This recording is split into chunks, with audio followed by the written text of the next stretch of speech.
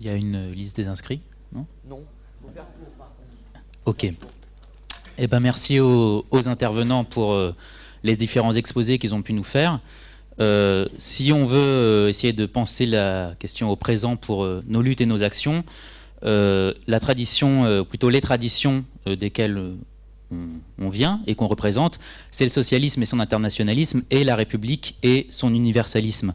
Sur le socialisme et sur notre tradition à nous, on a eu différents exemples qui nous montraient comment se tenir aux côtés et se battre avec les luttes aussi bien des peuples colonisés que des immigrés. On peut penser bien sûr à Marceau Pivert, à la SFIO, poursuivi par le courant le plus conséquent du trotskisme, puis par des gens comme Benjamin Stora qui se sont tenus aux côtés de Messali Hadj, aussi bien sur l'étoile d'Afrique du Nord que jusqu'à l'époque du MNA et ainsi de suite, qu'ensuite à d'autres courants, le PSU de Rocard ça a été un de ses fondements, et même là la mort récente de Jean Salem nous rappelle combien Henri Alleg, d'une certaine manière, il laissait une fenêtre ouverte au Parti communiste français qui, malgré ses errements au début de la guerre d'Algérie, a quand même, via la CGT, soutenu un certain nombre d'actions. Donc on a un certain nombre d'exemples historiques dans notre camp qui nous permettent de penser comment on peut être internationaliste et ici se tenir aux côtés des luttes décoloniales, au moins de faire vivre cette mémoire. Sur la partie universalisme, en 1999 au Sénat, un sénateur qui était un sénateur important dans l'histoire de ce pays, Jean-Luc Mélenchon, à propos de la Nouvelle-Calédonie, faisait un rappel sur l'Algérie encore, et il disait que la défaite de nos troupes en Algérie, et il le disait tel quel, était la victoire de nos principes. Et je pense que quand en 1999 au Sénat, il affirme cela, il pose quelque chose de très fort sur la manière, ce que c'est pour nous, faire vivre la parole de Robespierre, périssent les colonies plutôt qu'un principe. Et c'est, je crois, la bonne ligne, celle qui doit être la nôtre, à la France Insoumise, puisque c'est les mardis de l'insoumission, donc élargis à toutes sortes de personnes, etc., bien sûr, dans la salle, bienvenue, mais on est aussi dans l'action, et c'est ça qui compte, et donc je crois que cela doit être notre ligne. Et à propos de la Nouvelle-Calédonie, il disait, c'est très simple, il faut restreindre le corps électoral de ceux qui décident en Nouvelle-Calédonie, puisque si le peuple républicain est un et indivisible, il se trouve qu'il y avait un peuple avant que la France aille en Nouvelle-Calédonie. Et donc aussi indivisible et un que soit le peuple français, quand elle est ailleurs, quels que soient les principes dont elle s'est drapée pour faire des actions coloniales, il faut être inflexible sur l'axe républicain et réduire le corps électoral aux personnes qui sont intéressées par la décolonisation. Et donc ne pas faire voter les fonctionnaires qui sont là depuis peu de temps, etc. etc.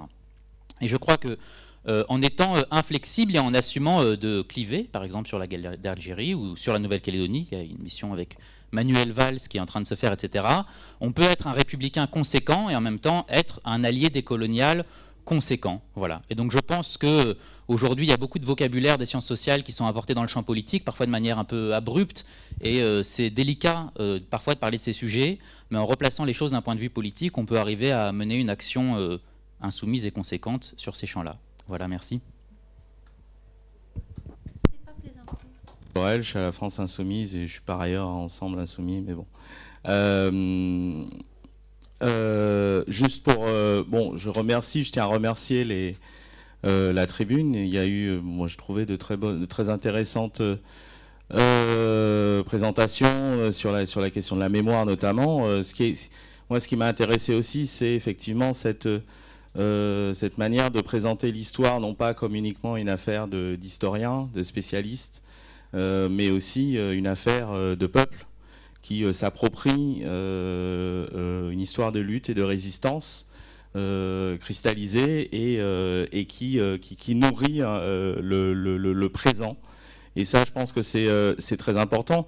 Sur la colonisation, il y a quelque chose qui montre que, en tout cas pour les classes dominantes, l'histoire de la colonisation a encore de l'importance aujourd'hui. C'est par exemple la tentative le 23 février 2005 de réhabiliter la colonisation, cette fameuse loi qui voulait présenter les côtés positifs de la colonisation. Il y a encore aujourd'hui des hommes politiques, des femmes politiques qui montent au créneau pour critiquer la repentance, qu'ils appellent la repentance, dès qu'on finalement on ne fait que se rappeler des résistances contre l'oppression coloniale.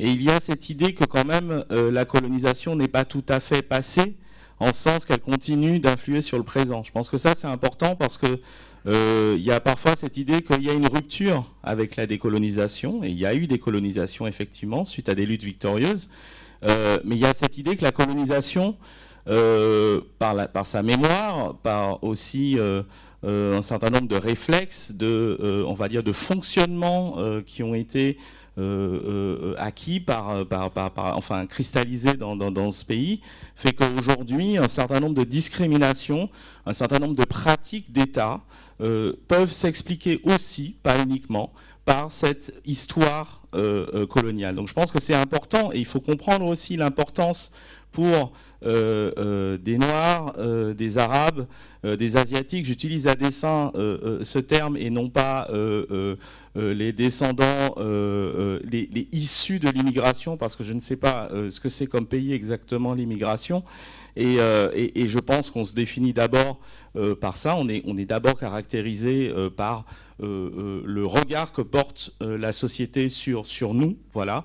Et je pense que c'est ces termes-là qu'il faut utiliser et pas renvoyer systématiquement les Noirs, les Arabes, enfin ça c'est la parenthèse, à ce que leurs parents ou leurs grands-parents ont pu faire à un moment donné, c'est-à-dire émigrer, immigrer.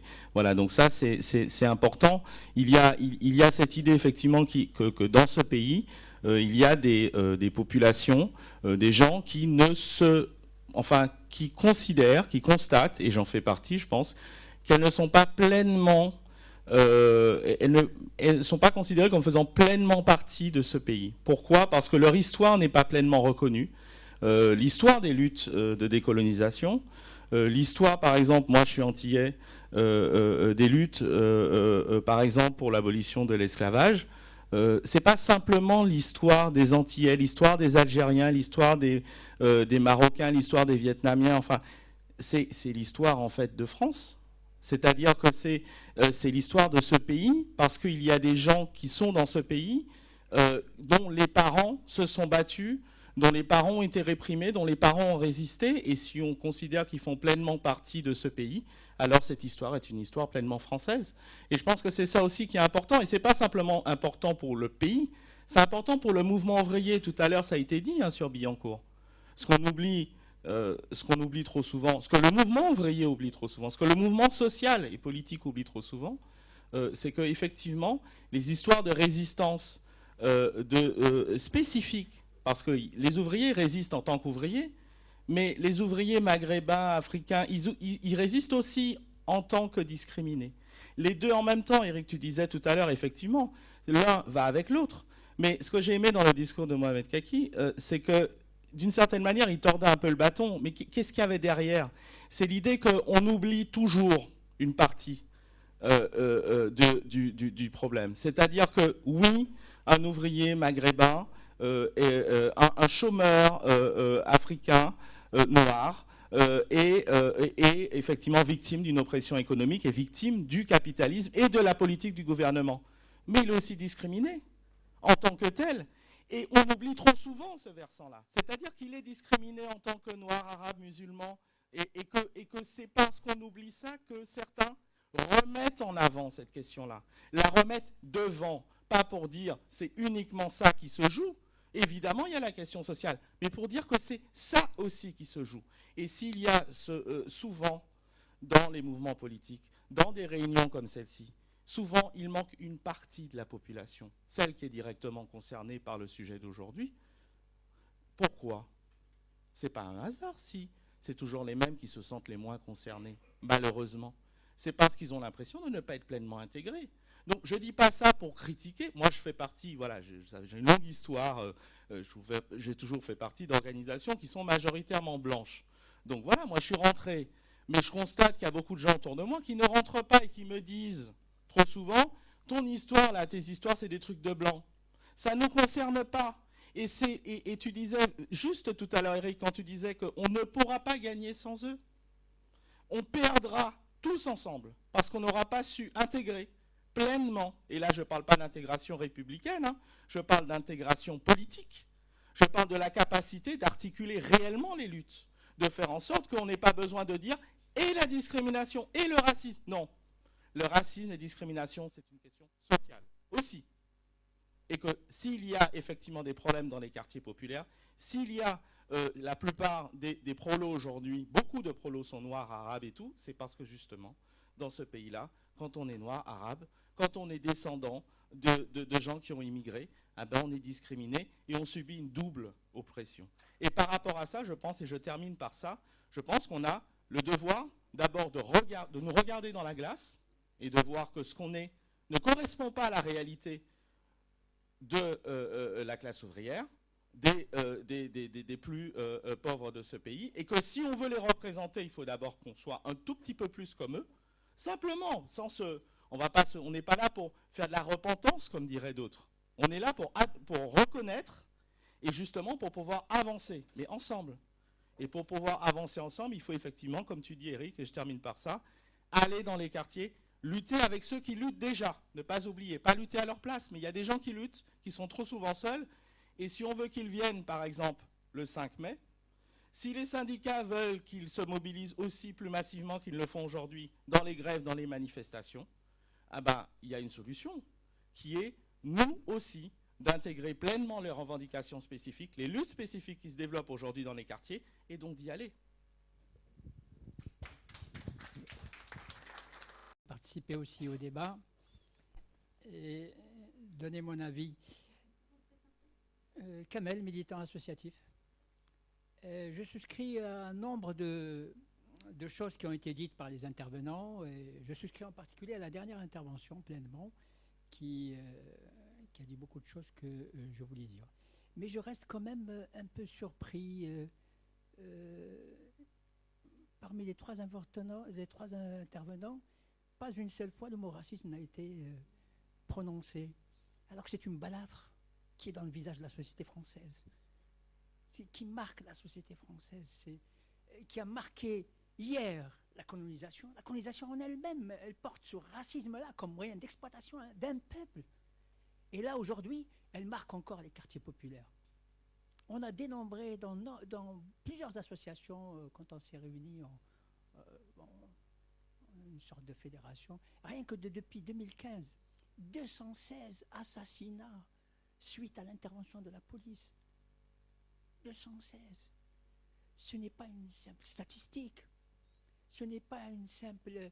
C'est quelque chose d'important. Il y a quelque chose qui interpelle les politiques, qui interpelle les syndicats, et notamment les politiques de gauche et des syndicats. C'est phénoménal. Je suis convaincu, et nombre de personnes comme moi dans l'immigration, moi je n'ai pas la nationalité française, et je n'ai pas de problème avec ceux qui ont la nationalité française, de mes compatriotes, mais c'était juste une parenthèse par rapport à ce que disait Mohamed tout à l'heure. Nous voulons nous appeler des Français héritiers. Non, il n'y a pas que les Français. Moi, dans quelques jours, je renouvelle ma carte de séjour. On me demande de prouver, c'est une injonction pour quelqu'un qui a plus de 60 ans, de prouver qu'il adhère aux valeurs républicaines. Les routes de France, les journaux distribués par les partis politiques, y compris de droite, il y a des euros à moi dedans. Il y a des euros à moi dedans. Il y a, je refermerai cette parenthèse, je reviendrai à autre chose après, il y a des Français, la plupart des jeunes maintenant, des quartiers populaires, issus de l'immigration sont français, mais il y a aussi ceux qui ne sont pas français, d'accord, qui sont immigrés et qui doivent avoir le droit de vote aux élections. Ils ont construit ce pays, ils ont participé à la construction de ce pays. Et dans les grands travaux, on peut citer les autoroutes, j'accompagnais mon beau-frère pour renouveler sa carte de séjour, il disait à la dame en face, il ne parlait pas encore très bien français, ce qui est déjà un indice de la non-intégration. Parce qu'avant, la CGT donnait des cours de formation professionnelle, maintenant elle ne le fait plus. Il disait à la dame, le bureau là, que vous avez là, c'est moi qui l'ai fait. Il parlait comme ça pour détendre l'atmosphère. En fait, il ne l'a pas détendu, il a complètement pété la chose. Et donc, moi, je suis convaincu, comme nombre de mes des personnes avec lesquelles je milite dans les quartiers populaires, qu'ils aient la nationalité ou pas, qu'ils soient avec des papiers ou pas, et ils sont nombreux à ne pas avoir les papiers.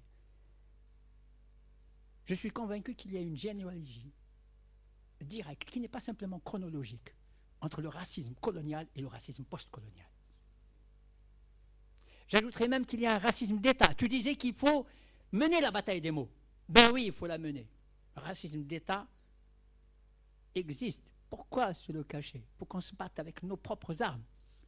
Quand l'État mobilise la police, ce sont des forces de l'État. Hier, c'était les forces de l'État qui ont été mobilisées, et même des moyens de guerre qui ont été utilisés contre des militants pacifiques. Aujourd'hui aussi, ce sont des moyens d'État qui sont mobilisés. Et même la loi dont vous parliez là, c'est une loi raciste.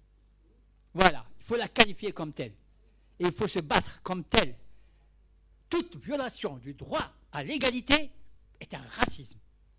Quand il est basé sur la race, sur la religion. Et c'est le racisme qui fait la race, et non pas la race qui fait le racisme. C'est très important, je pèse mes mots. Ce sont des années d'expérience dans la lutte contre le racisme qui me font dire ça et c'est le moteur. C'est le moteur. J'ajouterais, je dirais même, c'est de l'oxygène. C'est de l'oxygène. Vous avez eu raison, chacun dans ses propres mots a parlé de l'autonomie. C'est central, l'autonomie. Hier, elle était centrale pour que le FNL mène la lutte de libération nationale dans l'immigration. Il faut lire ce qu'ont fait les militants du FLN historique, hein, pas celui d'aujourd'hui, du FLN historique. Il faut dire qu'est-ce qu'ils ont fait dans les quartiers, dans les bidonvilles. Pas seulement l'argent collecté et qui a servi, qui était vraiment très important. Pas seulement, c'était l'alphabétisation, c'était la syndicalisation, c'était tout. Même dans les camps, même dans les prisons. Il y a eu Asghar qui a écrit un livre circonstancié sur cette question du travail en prison, dans une population analphabète, comme quoi que les gens n'ont pas seulement besoin de moyens pour vivre, ils ont des raisons de vivre. Ils ont des raisons de vivre. Ils veulent la paix, ils sont contre la guerre, ils sont pour la justice sociale. Pas besoin d'être diplôme Bac plus 4 pour ça. Donc, l'autonomie, il faut bien comprendre une chose. Hein. Enfin, moi, je l'ai compris, je veux partager avec vous cette chose-là. Ça ne veut pas dire s'isoler, mener des combats spécifiques, ça ne veut pas dire contre d'autres. Ça veut dire surtout la non-subordination. Ça, c'est très important. Hier, le FLN ne s'est pas laissé subordonner ici pour mener la guerre, et comme d'ailleurs au pays. Aujourd'hui aussi, les associations qui ne sont pas représentées dans des partis politiques, loin s'en faut, n'accepteront pas d'être subordonnées dans les discussions, dans les débats, pour construire, pour réfléchir, pour construire. Moi, par exemple, mon association, on a écrit à Jean-Luc Mélenchon. On a écrit. Et on a rencontré, Jean-Luc Mélenchon, ce jour-là, était pris, c'est ce qu'on nous a dit, on a rencontré Daniel Obono. On a discuté. On a discuté de ça. D'égal à égal, on a discuté, on a dit, voilà nos revendications. Nous n'avons pas vocation pour appeler dans notre association à voter pour tel ou tel, nous ne sommes pas un parti politique, mais voilà, nous soutiendrons, nous appellerons à soutenir tout candidat qui prendrait en charge nos préoccupations quotidiennes, à savoir la lutte contre le racisme, la lutte contre les violences policières, la lutte contre les crimes racistes et sécuritaires, la dignité des Chibani. Vous savez, chez nous, la dignité, comme chez tous les peuples d'ailleurs, hein, c'est ce qui reste quand on vous a tout enlevé. Quand on vous a tout enlevé, c'est ce qui reste. C'est bien ce qui s'est passé. Vous avez appelé ça palestro en tant qu'historienne, ça s'appelle aujourd'hui l'Akhdariya. C'est bien là-bas. Et d'ailleurs, parenthèse historique, c'était la révolte de Cheikh al-Muqarrani en 1871, qui a été déporté en Kanaki. Et prochainement, on va recevoir l'un de ses descendants, Moqaddam Mohamed, qui va venir, qui est déjà parti en Algérie, qui va venir nous parler des Algériens qui étaient à côté de Louise Michel, etc. Donc, voilà, l'histoire s'écrit aussi comme ça. Hein. L'histoire, ce n'est pas l'affaire seulement des historiens. L'histoire, c'est une bataille révolutionnaire à mener. C'est une bataille révolutionnaire à mener. Et ça, c'est vraiment... Voilà, moi, je terminerai par un appel, vraiment, si tant est qu'on puisse le faire dans un tel cadre. C'est... il faut qu'on se rencontre. ce sera difficile parce que les formes ne sont pas définies. Il y a de multiples associations. Voilà. Il faut que les gens se rencontrent sur le terrain, pas seulement dans des clubs de réflexion. À la socialiste, au PS, là, nous, on n'en veut pas. Nous, on n'en veut pas. On veut des gens qui sont, nous, sur le terrain. Quand il y a un crime policier, on veut que nos manifestations soient plus colorées que d'habitude. Voilà, moi je le dis crûment. Et de l'autre côté, nous serons en droit d'exiger des jeunes des quartiers populaires d'être plus présents dans les batailles sociales. Souvent, c'est un frein qui est avancé comme ça. Hein. C'est dur à enlever, hein. Ce n'est pas au détour d'un discours ou d'un... Voilà. Alors, je dis juste une chose. Dans ces milieux-là que je fréquente et que vous connaissez, certains d'entre vous qui vont dans les quartiers, nous voulons renouer, nous voulons combattre ce qui a été fait jusqu'à maintenant. Voilà, c'est l'idéologie dominante. Hein. Il y a des moyens extraordinaires pour dominer. Hein. La bourgeoisie a cette capacité aussi. C'est de renouer avec cette appellation des travailleurs, les enfants de travailleurs immigrés. On nous a enlevé le mot travailleur. C'est ce que dit précisément d'ailleurs Stéphane Beau. C'est l'une des parties avec laquelle je suis d'accord. Le reste, c'est un travail de sociologue, hein. Pas de militant. Et donc, non, nous ne voulons pas ignorer, nier notre ascendance ouvrière. Elle est là et c'est ce qui va faire, c'est ce qui va cimenter le lien entre la classe ouvrière autochtone et la classe ouvrière de... Vous savez, hein, je termine par cette blague un peu pour détendre les mines. Un blanc qui se présente en bleu de travail, on dit que c'est un ouvrier. Et un noir qui se présente avec un bleu, qu'est-ce qu'on dit? C'est un noir. On ne dit pas c'est un ouvrier. D'être extrêmement rapide. Je m'appelle Albert du 11e et je suis militant de gauche et sympathisant de la France insoumise. La question que j'aimerais poser, c'est, étant donné qu'il y a énormément de problèmes d'assimilation ou d'intégration, et je sais personnellement, parce que j'ai vécu pendant près de 40 ans à Montreuil, que c'est la préfecture administrative qui délivre les logements sociaux en général. Et on s'aperçoit qu'il n'y a pas d'intégration au niveau, même que ce soit la deuxième ou la troisième génération de personnes issues des anciennes colonies, se trouvent toujours dans les mêmes appartements qui sont, pour ainsi dire, dans des ghettos. Et comment peut-on avoir une intégration ou une assimilation, dites-le comme vous voulez, hein, pour qu'on puisse trouver dans la population française une possibilité de s'en sortir. Parce qu'il y a aussi l'école qui est derrière, étant donné que si on est scolarisé dans des mêmes endroits, on a obligatoirement un problème d'apprentissage parce qu'il y a la langue, il y a tout ce qui suit derrière.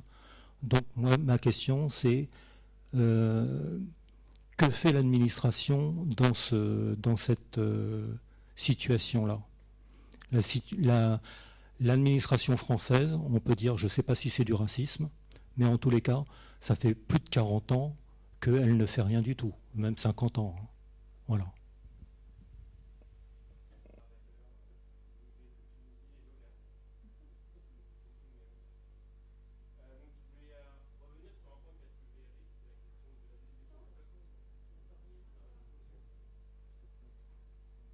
Oui, donc la définition du peuple, je pense que c'est vraiment la clé, la définition du peuple et de la nation. Et peut-être une erreur qu'on fait, c'est de croire qu'il n'y a que l'extrême droite qui a une conception identitaire de la nation. Et en fait, quand on remonte, on se rend compte que c'est une conception identitaire, elle est très partagée, y compris à gauche. Alors évidemment, il faut distinguer les appareils de gauche, de la base. Et il faut surtout pointer le Parti socialiste et ses ancêtres. Mais quand on regarde, en fait, dès la Troisième République, puisque sous la Troisième République, on dit que l'Algérie, c'est la France, mais on dit que les millions d'Algériens qui vivent en Algérie, ils sont censés être français en théorie, mais en fait ils ne le sont pas. Et donc pour justifier ça, il faut expliquer, en fait il faut donner implicitement, même si c'est pas forcément dans les lois, mais enfin si c'est en Algérie c'est dans les lois, mais aussi dans la production médiatique et dans la propagande, finalement il faut donner une définition du français qui n'est pas seulement une définition politique. Et ça en fait cet imaginaire-là de la 3e et de la 4e République, c'est vraiment quelque chose qui a gangréné les appareils politiques. Et en fait, on peut vraiment dire que le Parti socialiste d'aujourd'hui, c'est l'héritier de la SFIO de la 4e République, donc, qui votait les pouvoirs spéciaux, qui faisait la guerre en Algérie, et aussi l'héritier des radicaux sous la 3e République, qui étaient responsables de cette colonisation et qui en plus justifiaient, donc on se souvient que Jules Ferry, qui justifie la colonisation sous des oripeaux progressistes, humanistes, républicains, mais qui en fait sont un dévoiement complet et total du message de la Première République. Et c'est un mensonge énorme, et dont les conséquences jusqu'à aujourd'hui se font encore sentir. Et j'avais une question pour Mohamed, donc c'était sur la marche pour l'égalité, et sur la manière dont la récupération s'est faite par SOS Racisme et par le Parti Socialiste. Une des choses que j'avais entendues, je te demanderais si tu peux nous éclairer sur ça, c'est qu'une des choses qui gênait le plus le Parti Socialiste, c'était le fait que les marcheurs se réclamaient pro-palestiniens. Et les kiefs palestiniens les dérangeaient énormément. Alors il faudrait voir pourquoi, l'imaginaire à quoi ça renvoie. Et c'est vrai que de longue date, en fait, le soutien à la Palestine a toujours été un marqueur en France de courage politique entre les organisations qui osent vraiment soutenir la Palestine, la campagne BDS, critiquer le CRIF par exemple, et les organisations qui elles n'osent pas et se couchent totalement face à cet impérialisme. Et on sait voilà, que le Parti socialiste est totalement malheureusement totalement inféodé au gouvernement israélien, qui aujourd'hui est ouvertement d'extrême droite, mais pendant très longtemps, c'était les travaillistes, c'était la gauche, entre guillemets, avec beaucoup de guillemets, en Israël, qui massacrait les Palestiniens. Et pour continuer donc, sur le Parti socialiste, en fait, mais c'est pas le parti en lui-même, en fait, c'est l'image en fait, qui a été laissée après SOS Racisme, c'était de dire finalement, on va être antiraciste, alors en faisant croire que c'est l'extrême droite qui aurait le monopole du racisme, donc déjà c'est pratique. En plus au passage, on en profite pour associer le racisme à d'autres idées défendues par le Front National, comme la sortie de l'Union Européenne, qui pour moi vraiment n'a rien de raciste en fait, et un combat qui se comprend vraiment et qui pendant des années était défendu par exemple par le Parti communiste français. Et donc on a amalgamé des choses qui n'avaient rien à voir pour finalement dédouaner le Parti socialiste et dédouaner une partie des dirigeants français de racisme. Et une des manières pernicieuses de faire du racisme, c'est aussi de dire on va mettre un arabe ou un noir pour faire bien. Sur les listes, on va faire entre guillemets la discrimination positive, mais finalement cet arabe ou ce noir, éternellement en fait devra être redevable à l'appareil d'avoir bien voulu le mettre. Et ça c'est une logique très mauvaise. Et j'attire ton attention, Eric, quand tu dis sur les listes, il y aura des Arabes ou des Noirs, ou je crois que tu avais dit à l'université d'été, tu avais dit il y aura des candidats dans la Seine-Saint-Denis qui ressemblent aux habitants de Seine-Saint-Denis et qui ont la couleur des habitants de Seine-Saint-Denis. Et juste, il faut faire attention, en fait, qu'il ne faut pas que ça soit pris comme un cadeau ou quoi que ce soit, parce qu'en fait, c'est l'exact contraire. Ce qui est anormal, c'est qu'aujourd'hui, il y a des représentants, des élus en Seine-Saint-Denis, des députés même en Seine-Saint-Denis, qui ne soient pas représentatifs de la population, qui même parfois ne vivaient pas en fait dans ces villes et ont été parachutés.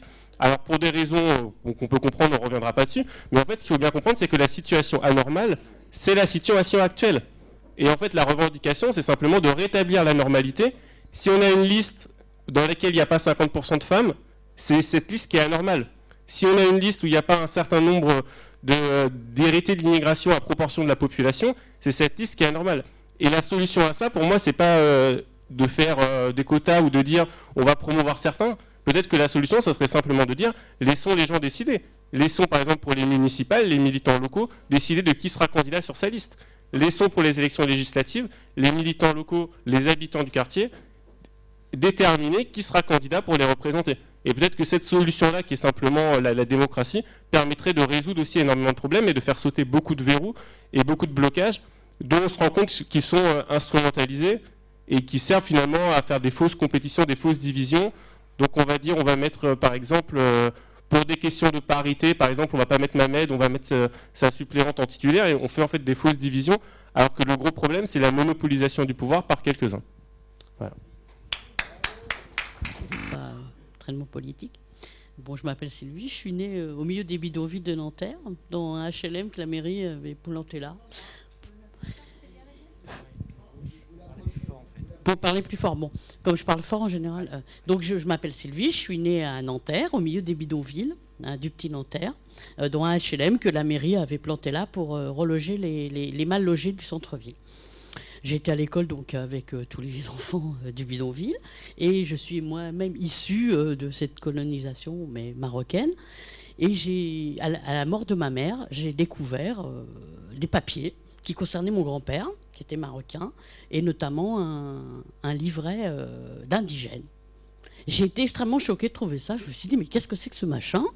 Et en fait, il y avait son nom, son machin, où il allait, il avait le droit de travailler là, d'aller là, pas le droit d'aller là. Et sur la mémoire, par exemple, ma mère nous parlait, de notre grand-père comme ça un peu, mais pas trop en fait. Mais elle nous avait jamais parlé de tout ça et ces papiers-là, ils étaient bien cachés et je les ai trouvés qu'à sa mort.